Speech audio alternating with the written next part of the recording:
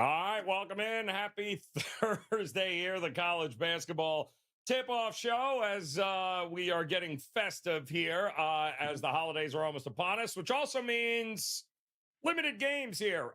Finals, exams, vacation, a lot of different things going on in the world of college basketball. We do have a loaded slate coming up Saturday, but between today and tomorrow, limited choices in games, but we figured we'd break down a few of the more popular ones, the ones we think have a few edges, and we will do it with three of the finest college basketball handicappers at WagerTalk.com. As BP in the house, Brian Power ready to go, almost like he's going to paint a room here as soon as we're done. Adam Trigger just finished hanging up the Christmas lights, and Steve Merrill ready to roll. 2 R's, 1 L. He is the Festivus like the rest of us. So let us kick it off here. Again, 7 games here tonight, but between today and tomorrow, we'll talk about a couple of these games coming up tomorrow because there are a couple of big matchups. And we'll start with you, BP, because you've got one circled tomorrow that's, well,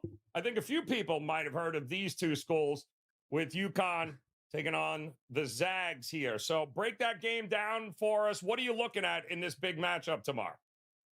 Yeah, light slate Thursday, Joe, so I thought it might be nice to peek ahead to tomorrow. We've got quite the matchup here. UConn traveling to Seattle to face number 10 Gonzaga. Yes, this game is being played in Seattle, not Spokane, which is where the Zags campus is located. It's one of 3 top 15 matchups we're getting this weekend in college hoops. North Carolina, Kentucky on Saturday, and of course the big one, maybe the best regular season game of the year. Number 1, Arizona. Number 3, Purdue. But let's talk this because this is a top 10 matchup as well. UConn, number 5 in the country. And to start my breakdown, I want to go back to Saturday, actually, my first 5% play of the college hoops season. And we faded Gonzaga here in Seattle against Washington. That was an outright winner on the underdog there. Should be noted, though, that game was played at Alaska Airlines Arena, which is the Huskies' home. This one is being played at Climate Pledge Arena. That's the home of the NHL's Kraken, as well as where the Sonics used to play when the Sonics were an NBA franchise. Still miss the Sonics. Wish the Sonics would come back. But anyway, Gonzaga, they have already played once since that loss. It was against Mississippi Valley State on Monday. And Mississippi Valley State is probably the worst team in the country. I think that's a fair assessment. And to that point, Gonzaga won by 38, and that still wasn't enough to cover because the number was over 40. And you look at Gonzaga the last 2 games, or more specifically, the last 3 halves, Joe. The entire Mississippi Valley State game and the second half against Washington. Really bad 3-point shooting from the Zags. 10 of 42 overall in the last 2 games. And again, that number's a little misleading because they were lights out in the first half against Washington. I was actually feeling pretty good at halftime, even with the deficit on Washington with that bet, just because I was like, there's no way Gonzaga's can continue at 55% from 3. Sure enough, they went ice cold in that second half, and the ice cold shooting continued, at least from distance, against Mississippi Valley State. And if they shoot ice cold here on Friday, the Zags are probably dead against UConn. Now, the only loss for the defending national champs was at Kansas. I had Kansas money line in that game. It was UConn's only true road game, their only non-conference loss since the start of last season as well. And we look at the WagerTalk.com odds screen. UConn is going to open as the favorite. I saw 4.5 here before we went on the show. They're the better team, but factoring in the travel, I think that number's a little high. I think the question is how well Gonzaga defends. UConn averages 22.1 more points per game than what Gonzaga allows. Both teams top 20 adjusted defensive efficiency. So I'm a little leery to back the Zags. So what I think I want to look at is the total here, Joe. 150.5 is what I saw here. Obviously, we're more than 24 hours away from tip-off. But I think UConn might be due some negative shooting regression. And with Gonzaga shooting the 3 poorly, look, we hear about it in tournament time. When these teams play in these larger arenas, the sight lines leads to some unders. That's what I would look at here. It's a very high-stakes game for mid-December. I would look on 1.5. That's a pretty big total for a big game like this. All right. Expecting maybe a little bit more pressure going on. Not as free throwing as some might think as far as the score goes there. Should be a fun one, though, no doubt. We do have, of course, a game tonight that Trig. I think this is going to be a pretty fun game here, Trig, tonight between Furman and Tulane.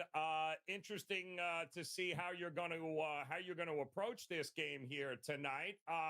Tulane, I believe 7.5, somewhere in that ballpark there. What are we going to do with this game here tonight?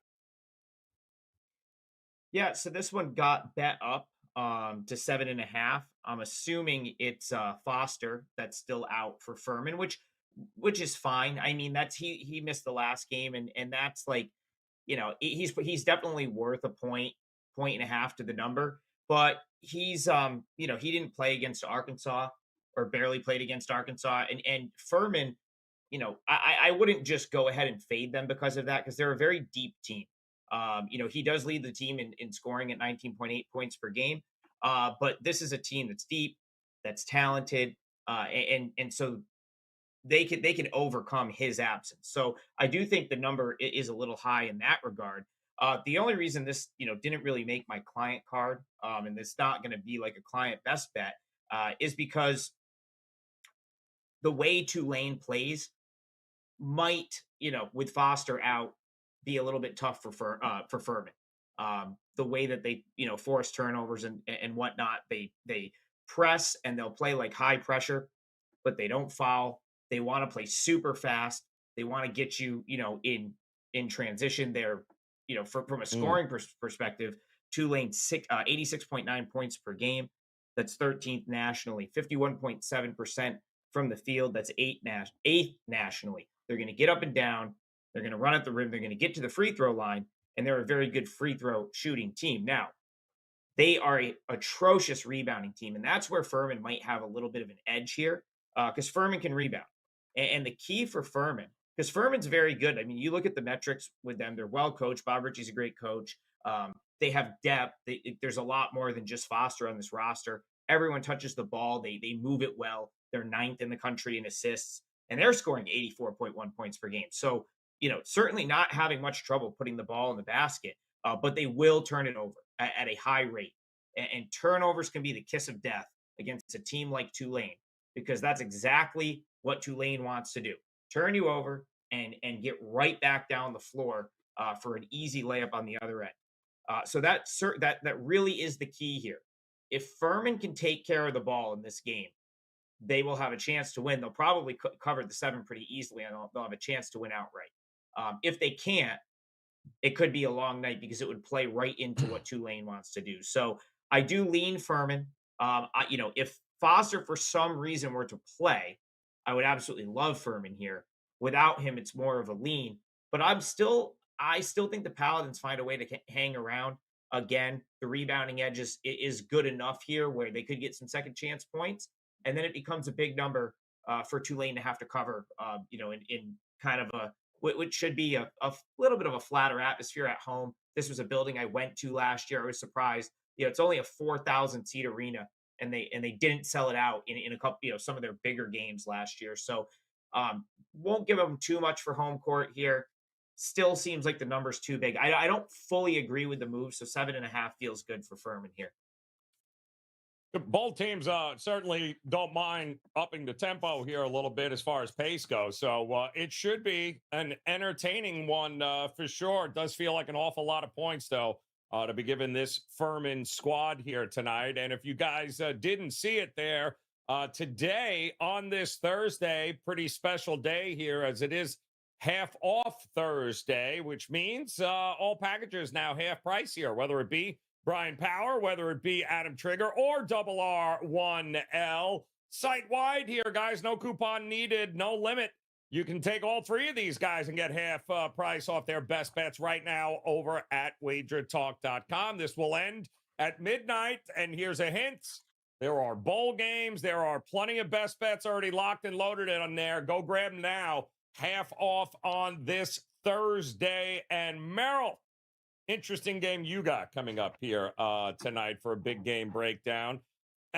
Florida taking on East Carolina. This Florida team is been a little bit head scratching here. Just when I think they have figured it out, they're going to be a quality team. They lay giant eggs here. So I don't know what to do in this game tonight with East Carolina. How are you approaching it here?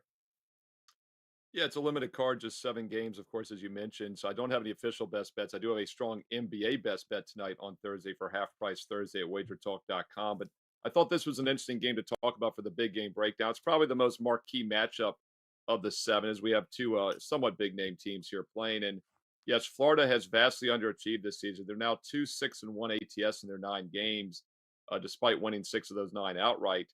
And I do think there's some upside with the Gators. If you look at the luck index, the Ken Palm luck index is pretty interesting. 337th unluckiest team out of 362. But I'm not sure they turn things around tonight. And if I had to play it, I would actually lean towards the dog here, East Carolina plus the 15. Some sharper books are now down to 14.5 after opening 15.5. And I do think East Carolina and the under are somewhat correlated here because Florida likes to play fast. The 16th fastest tempo in the nation right now. East Carolina is in the bottom 60. They're in the 300s for tempo. And I think that's one of the reasons we've seen some money come in on East Carolina is that they can slow things down. We've also seen the total drop nearly 4 points. By the way, it was a pretty high opener because it's Florida, 156, but now it's down to 152.5. Meanwhile, if you like Florida, I think Florida and the over are somewhat correlated. So depending on how you play this game tonight, ECU under, Florida over make a lot of sense. I would defer more towards the ECU under theory because I do think East Carolina is going to slow this game down. And Florida has played 3 other teams as a double-digit favorite this year. All 3 were slower tempo teams. And despite winning all 3 games, Florida failed to cover all 3, going 3-0 straight up, but 0-3 against the number. I think that's another reason why we've seen some sharp money come on East Carolina and the under so far in this game. And by the way, it's a neutral court. It's Lakeland, Florida, which is about a couple hours away, I believe, from Gainesville. So maybe a semi-home court for Florida, but not their normal arena as well. So I think maybe at most that's only worth a point for the Gators. I am concerned that East Carolina's only had 1 true road game all season. They've played everything else at home. Really strange schedule. 9 of their 10 games have been at home this year. Their only away game was at George Mason a couple weeks back, and that did not go well. They lost that game by 22 as a 5-point road dog. George Mason, though, an underrated team this season. I think East Carolina shows a little bit better tonight. All right smack in the middle of the state here tonight in Lakeland. I believe Detroit Tigers might have a spring training facility there, if I'm not mistaken. At least they used to there. Trig knows all about that. All right, so we've got 3 big game breakdowns, and now we've got 3 best bets coming your way. So now would be a good time if you're joining us for the very first time to hit that subscribe button and become part of the Wager Talk TV family, as nobody, and I mean nobody, has got more video content on these games here, not just on a daily basis, but in a week-long basis. If you're looking at maybe some of the matchups coming up in the NFL, NBA, bowl games, nobody's got you covered like we do. So check it out. Hit that subscribe button. And for those of you joining us live here on this Thursday now, December the 14th, we appreciate you guys. Smash that like button. You know the routine. Let us start with the best bets back up at the top with one Bryan Power, who no doubt is going to pick maybe one of the most influential games on the board here tonight. I'm shocked that you actually went with a team people probably have heard of here, but you're going with Marquette, the Marquette game up against St. And they're not, what is it? Not the Johnnies, the Tommies. what the hell are they? Tommies, that's right. Yes, the St. Thomas Tommies, which, whew, all right. Makes how sense. are you? This is a 25, 26-point line here. What are we doing with this game? Yeah, big number. We'll get to that just a minute here, but do want to let everybody know about what you see right there on your screen. 23-7 all sport run to start December. That is number 1 at Wager Talk this month. Very proud of that. And you mentioned half price Thursday just a few minutes ago, Joe. Right now, if you actually can get my 5% NFL play for this weekend, half off the normal price. Again, like you said, that deal runs until midnight Pacific time. So you've still got a few hours. You can actually get my full NFL card 50% off if you act now for Saturday and Sunday. But let's see, game at hand, St. Thomas against Marquette. Yes, this is a big number for Marquette to be laying. I grabbed it at plus 25. By the way, this is a client selection that I'm giving you right here for free. It's down to 24.5 now. Marquette, let's look at who they've played recently, okay? They played Texas. They played Notre Dame. They were in the Maui Invitational where they faced UCLA, Kansas, and Purdue. They're going to start the Big East schedule next week with the game at Providence, always tricky. So this just has classic flat spot written all over it to me. Meanwhile, the Tommies, Joe, we're going to treat this like their biggest game of the year. It's very rare that they're on national television. This game's on FS1. And Marquette is only 2-2 this season against the number when favored by 20 or more. They're 6-11 against the number the last 3 seasons, laying 12.5 or more at home. Last night, and I think this speaks to this time of year, these ranked teams, okay, exams are coming up. I mentioned how it could be a flat spot for Marquette, given the schedule, or just in general this time of year. Last night, we saw 2 ranked teams fail to cover, BYU and Creighton. Creighton lost outright. Now, that was on the road against UNLV, a tougher test than what Marquette has here. But still, I think we're going to see a lot of ranked teams in these midweek games not give their most inspired effort. And the thing with St. Thomas, which you need to know, veteran team, their top 3 scorers, all seniors, they play extraordinarily slow. 359th in adjusted tempo. That's 4th slowest in the entire country. And what I like is they attempt a lot of threes and they make them 35%. If you can reduce the number of possessions, you can hit your threes, Joe. That sounds like a good recipe for an underdog of this size, especially when you may have a disinterested favorite here like Marquette. The Tommies, 4 of their losses this season have been by 5 points or less. 3 of their 4 losses have been by 5 points or less. And they beat Chicago State, who just beat Northwestern last night. That win now looks a little bit nicer, even though Chicago State's still not a very good team. But I will take the points, all 25 of them here with St. Thomas on a Thursday at Marquette. Well, the causation there because apparently Chicago State beat Northwestern. It makes total sense to me. I got that. I'm all over that. Trig, please make it make sense. I'm still trying to figure out how he pronounced Spokane or whatever the hell that is. Help me understand what we've got going on tonight for a best bet here for you. A couple of different games between today and tomorrow. What one did you land on for us here as a best bet? So real quick tonight, I have a 5% play in college basketball. I've actually have had one of these games circled for a little while, but I got some good info on one of these games tonight and upped it to a 5% play. So that's up for me, and it's 50% off because it's 50% off Thursday.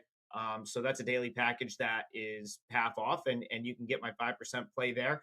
Finals week has been good for me, Joe. I've been winning all week long on some of these, sort of matchups that don't stand out as much. And I can hope to continue to do that tonight. I'm going to try to do what we did last week on this show, which is give a Friday game. We got way ahead of the number last week with Ryder. Gave it out on Thursday. I think that number closed gave it out at 7.5. It closed like 11 or 12. They won by $1 million. It didn't matter. Not sure we'll get the same movement here, but I think Sam Houston State tomorrow could be a pretty good bet against Texas State. Now, Texas State's a team I came into the season with thinking I had a pretty decent beat on. I saw them play down in San Marcos last year. They bet them pretty much every step of the way in the conference tournament, made good money on them. And so they were a team I was interested in coming on into the season because I thought there was some upside on their roster. And I knew that they were going to sort of get priced down at the bottom of that Sun Belt conference. The problem is, none of the guys with upside have played yet this year. And it's not like a waiver thing where they're all going to mysteriously appear tonight because of that ruling. They've all been available. They're just out with injuries and other things. Drew Drinnen was the sort of best returning player, in my opinion. He hasn't played yet this year. Colton Benson was a guy I loved when he was at Army. He hasn't played yet this year.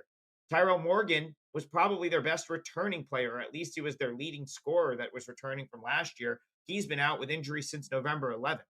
And then so you add that to the mix with a team that essentially lost their front court, Nigel Caesar and Nate Martin. And the star of this Texas State team for the last couple of years, Mason Harrell, this is a far worse team than the team that was already expected to be not great coming into the season. So it's no wonder that they're having trouble scoring, and they can't score because, under Terrence Johnson for 4 years, they've played one of the slowest paces in the league. So What Texas State has done to try to offset that is play a little bit faster, just for the sheer fact that they need to generate offense somehow. Terrence Johnson talked about Harrell, who was kind of like the main dude here for the last couple of years. And the thing with Mason Harrell was they could run the shot clock and get late in the shot clock. And he was the late shot clock guy where he could sort of create, get to the rim, get a shot off, which worked for them in their slow pace. They don't really have that guy this year, so they've been forced to up the tempo. And you look at Ken Palm, it's only 272, but that's quite more than it's been the last few years. They've been outside of the top 300 in terms of tempo the last 3 years. So, but that's not necessarily a good thing, Joe, because this is a team that prefers to play slow, that's playing faster out of necessity, and now is just turning the ball over all over the place.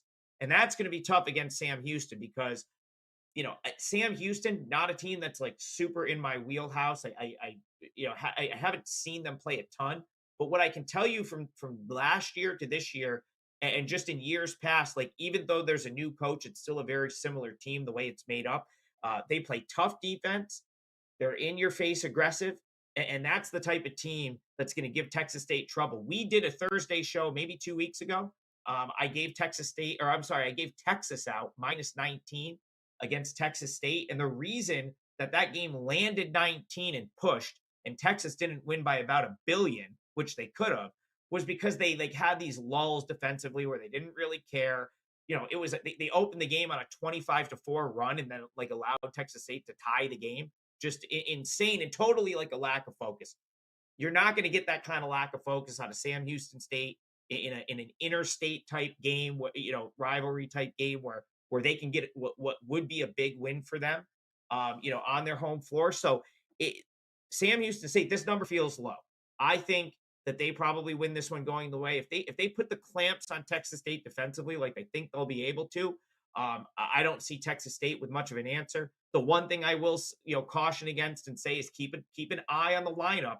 But here's the thing: Texas State had time off. They played a non-D1 a couple nights ago, and none of these guys were in the lineup.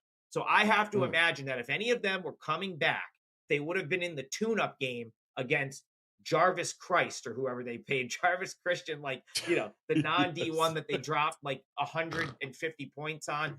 None of those guys were in the lineup. I'll be shocked if they're playing here. And so for that reason, I think the Bearcats, the Sam Houston State Bearcats are the right side and probably win this one going away. I'm fairly certain Brian Power played for that school, Trig, at one time there. I believe that was the team he actually made, the only school that would put him on the team. So we've got a 5% up for Trig as well. He just gave you another one coming up tomorrow. And that means Steve Merrill, I know you're looking at the NBA here tonight for a bet. You've been crushing it there as well. But talk to me about a game here tonight for a best bet here on the show. I would imagine this game might very well be like watching paint dry, but how are you going to approach it? Yeah, it's not the strongest college basketball card, just 7 games on the rotation. I'm going to give you a free opinion, but once again, my official best bet tonight is a strong NBA play. Pay attention. Nobody has been better in the NBA in 2023. I'm at 63% winners over 150 plus games this calendar year. Number one at WagerTalk for 2023 NBA. 3-1, 75% this week because I've been taking exam week off, as I did in college. I take exam week off and focusing on the NBA. And we have another strong NBA best bet tonight, and it's half price Thursday. 50% discount instantly on my NBA best bet tonight. I'm ranked in 2023. Okay, let's check a free play. I'll say free opinion here because this game is not going to make the cut tonight, but it's an interesting matchup because we, as you said, Joe, 2 of the slowest teams in the country, pace and tempo wise. So that always intrigues me. I'm always looking for a reason to make a case for the big dog in what should be a slow down, low scoring game. And we have seen a little bit of money coming on Jacksonville State, dropping them from 20 down to plus 19.5, even plus 19 now at some of the sharper respected books. Circa just dropped to 19 as I check the Wager Talk live odds screen here on Thursday afternoon. And I think that's a good sign that we're on the right side with Jacksonville State. Money also came in on the under 126 down to 125, which makes sense because 2 slow down half-court teams. Now, my concern is that Jacksonville State's not a great offensive team, so they're going to have to really ugly this up to keep it close. And I think that's what they'll do. And yes, Wisconsin's coming in off a loss. Maybe they'd be focused, but I don't think that's going to be the case here. 3 tough games in a row and 2 back-to-back upset wins against Marquette and Michigan State. Obviously, they didn't have much left against Arizona on the road Saturday. They gave up 98 points, but I don't think they just flip a switch and blow this team out by more than 20. They get the win tonight, but I think it's going to be a low-scoring, ugly game. And keep in mind, Wisconsin lost back-to-back games early in the season against Tennessee and Providence, then came home against Robert Morris as a 20-point favorite and only won by 10. I think we see another close game here tonight, or at least less than 19.5 points. Take a look at Jacksonville State in a slow-down, half-court, low-scoring game tonight. I think that could be a dog that keeps it within the margin. Don't forget, my strongest play tonight is an NBA best bet for half price Thursday, or even better, how about getting a subscription for half price? Here's how it works. 50 years old. I'm a year closer to catching you, Joe, as we speak.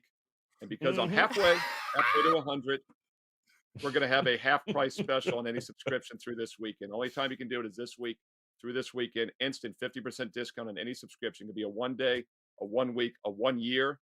Many of you have taken advantage of that 1 year. That's an instant $1,000 discount. That is smart holiday shopping right there.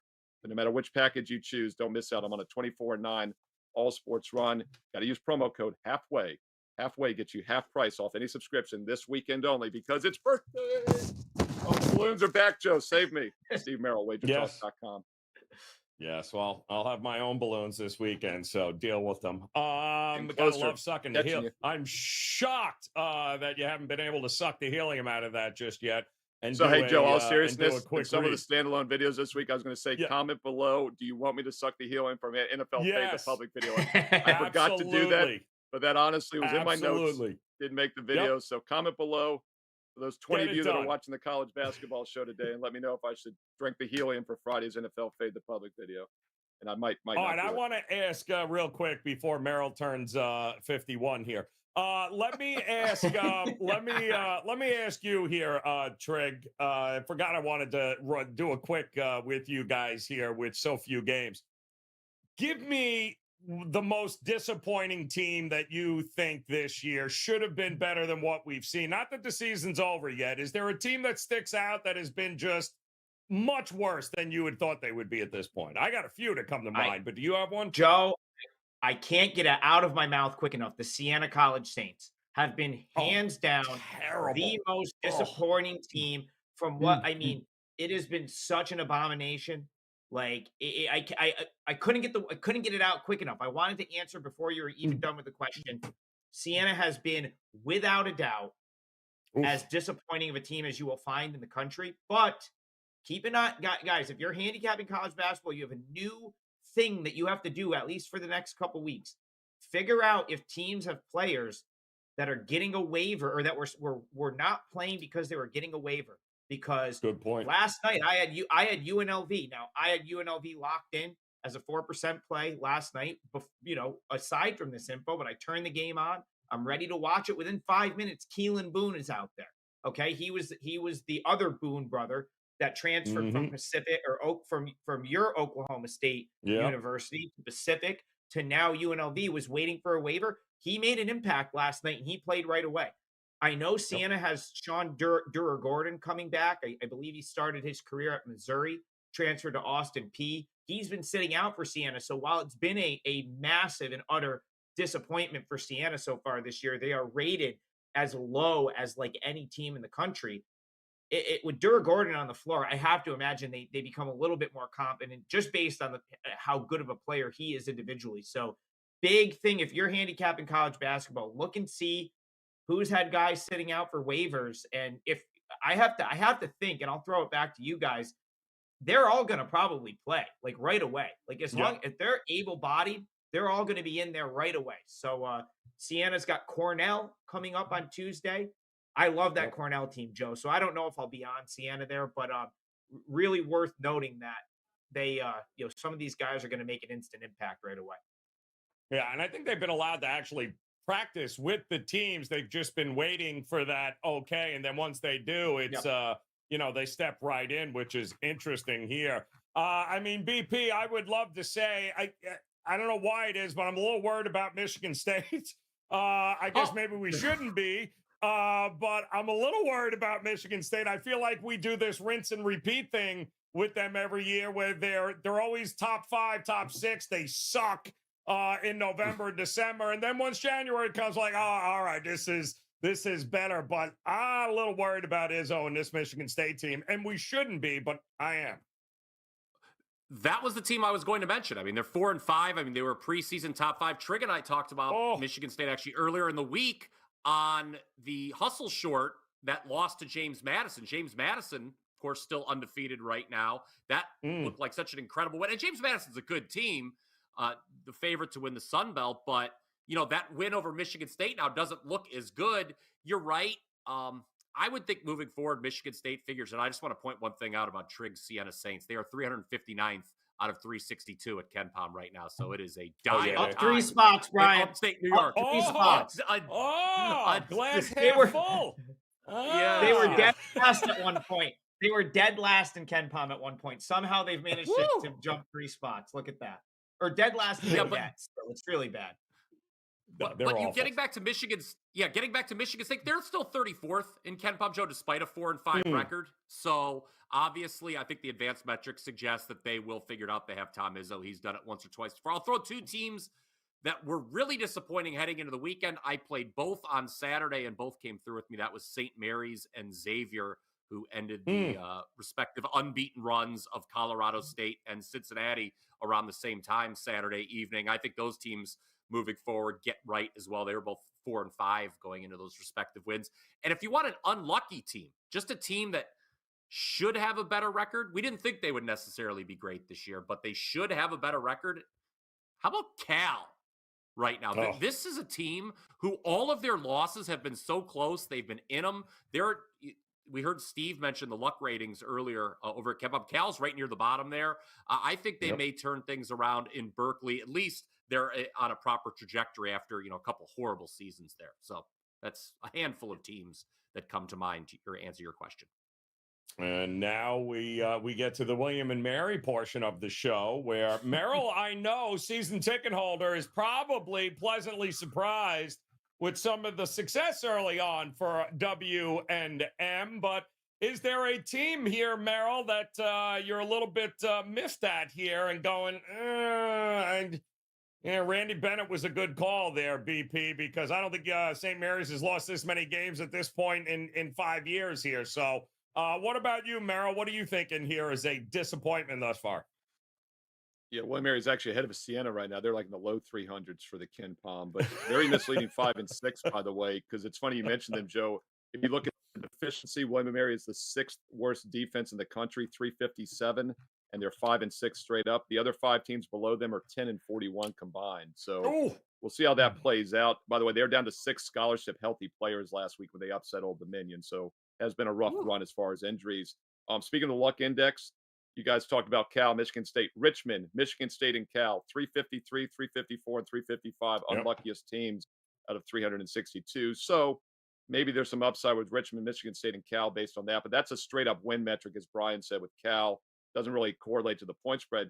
What does correlate to the point spread is point spread record. And I think that's a great way to figure out which teams have underachieved, because theoretically the point spread is the great equalizer, correct?